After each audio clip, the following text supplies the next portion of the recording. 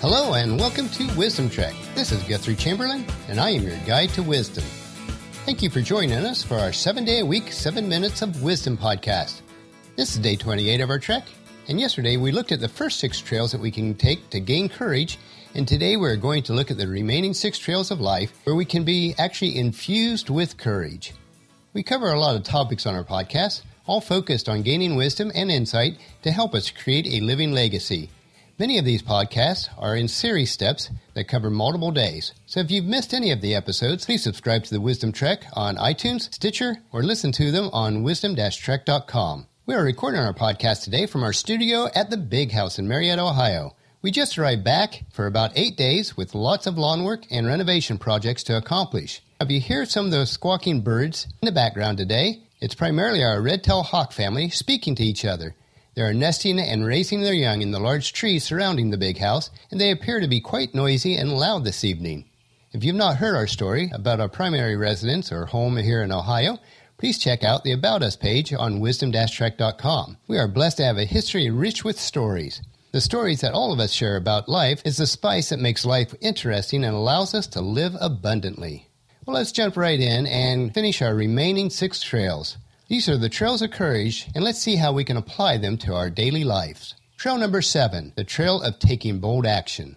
It takes courage to take bold action, but nothing changes if nothing changes. Have the guts to step boldly from your comfort zone, make the changes and take the chances that call you forward to fulfilling the potential that is within you.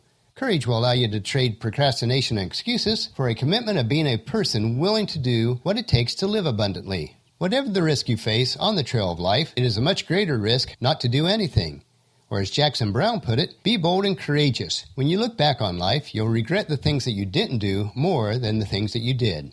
Trail number 8, the trail of perseverance. It takes courage to overcome the setbacks and failures that present themselves on the way to your goals, ambitions, and dreams. Perseverance in reaching for those dreams is what brings us the greatest sense of achievement. Face your challenges with a deep determination of staying on the trail. When the trails become rough and obstacles seem insurmountable, resist surrendering in the face of adversity. You can continue to climb, for any goal worth pursuing will require its share of determination and perseverance. Plug into your dreams and ambitions, which makes your spirit soar, and remember that it matters not necessarily that you reach the summit, but that you had the guts to try. It is through perseverance, in the face of adversity, that the ordinary becomes extraordinary. Or as President John Adams put it, courage and perseverance have a magical talisman before which difficulties disappear and obstacles vanish into air. Trail number 9, the trail of saying no. We need the courage sometimes to say no to the good in order to make room for the great. Every time we say yes to a request or offering, we are automatically saying no to some other choice. However, finding the courage to say no requires first being clear about what you want most in life so that you can say yes to the right choices. This practice will help you set boundaries in the midst of conflicting directions or requests. It will also teach other people what you will and will not accept. Saying no when you need to may never be easy, but the price you pay for not doing so far exceeds the momentary discomfort. Or it might be said, many troubles in life can be traced to saying yes too quickly and not saying no soon enough. Trail number 10, the trail of the open heart. It takes courage to be open to experiencing life's pain as deeply as its joy, and yet this can be life's richest fulfillment. Opening your heart fully to the depths of emotion that a life lived abundantly takes great courage, but it's the only life that's really worth living. It takes courage to let down your defenses and make yourself vulnerable to the anguishes that life can bring sometimes, so that you can experience the joy that comes from connecting with others openly, intimately, and compassionately. You need to learn to drop your barriers that are creating distance and isolating you from others. It is okay to reveal your humanity and make yourself available for others to know you, to love you, to care for you, and to connect with you. Nothing is more nurturing to the spirit. Or as Deepak Chopra put it, the less you open your heart to others, the more your heart suffers. Trail number 11, the trail of letting go. We all like to feel in control. However, peace of mind only comes through giving your best to life.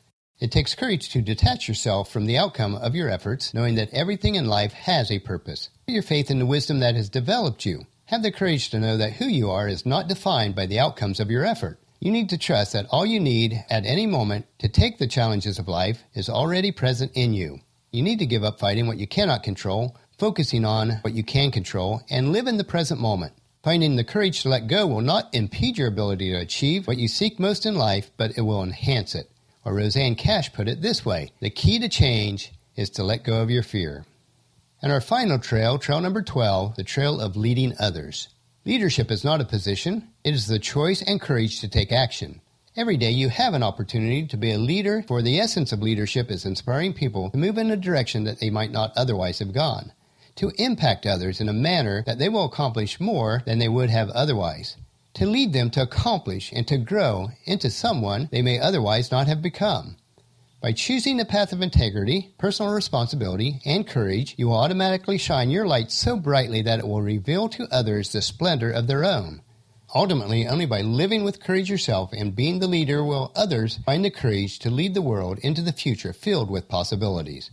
As Thomas Watson put it, nothing so conclusively proves a man's ability to lead others as what he does from day to day to lead himself. Well, those are the 12 trails that we can take that will infuse us with courage each day. Now let's look at the practical lessons of courage from Scripture. Yesterday we left off with this lesson from Judges 7, wondering about if Gideon would have the courage to move forward in battle. God has left Gideon with 300 men to fight against several 100,000 trained warriors. This is not real good odds at all. But God realized, though, that Gideon would be very apprehensive as we pick up the story in verse 8.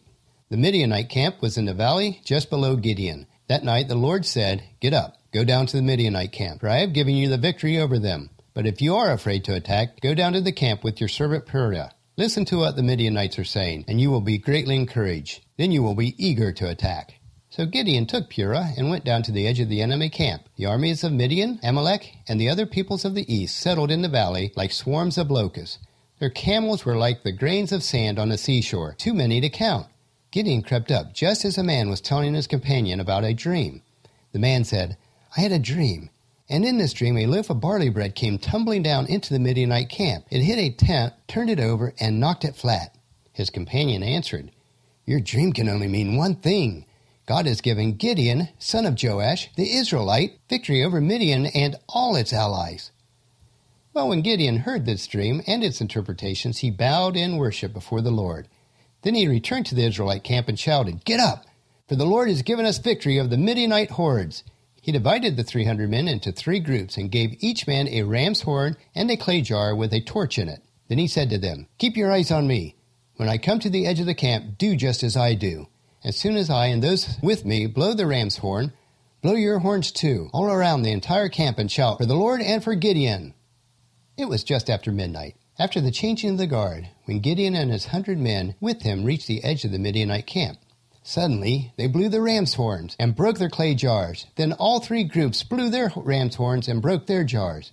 They held their blazing torches in their left hands and horns in their right hand, and they all shouted, "A sword for the Lord and for Gideon!" Each man stood his position around the camp and watched all the Midianites rush around in a panic, shouting as they ran to escape. When the 300 Israelites blew their ram's horns, the Lord caused the warriors in the camp to fight against each other with their own swords. Those who were not killed fled to places as far away as Beth-Shittah near Zerah and to the border of Abel-Maholah near Tabbath. But what a victory! And this is the courage that we can have in each day of our lives also. Well, that'll finish our podcast for today. If you missed any of our previous podcast episodes, please check out the Wisdom-Trek podcast on iTunes, Stitcher, or on wisdom-trek.com. And tomorrow we will compare hiking up and down mountains to our trek of life. So please check into the camp tomorrow for another day of Wisdom Trek, creating a legacy. As always, I encourage you to leave a discussion topic, comment, suggestion, or question about the podcast on our Contact Us page of our website, or email me at guthrie@venturecg.com. We'd love to have the interaction from fellow members of our Wisdom Trek team. Also, please subscribe on iTunes or the player of your choice so that Wisdom Trek will be downloaded to you automatically each day. We also have a subscribe to podcast page on our website. And if you haven't done so, please leave us a rating on iTunes and Stitcher. This will allow us to gain additional members for our Wisdom Trek team and will have a great impact on allowing us to know how we're doing and how we can improve. And invite everyone you know to join us on our Wisdom Trek. And I thank you so much for this. You can read the journal from today's podcast on wisdom-trek.com, where we also have wisdom nuggets and free resources. And as we take this trek together, let us always remember to live abundantly or fully, love unconditionally, listen intentionally, learn continuously, lend generously, lead with integrity, and leave a living legacy each day. This is Guthrie Chamberlain reminding you to keep moving forward, enjoy the journey, and create a great day. See you tomorrow.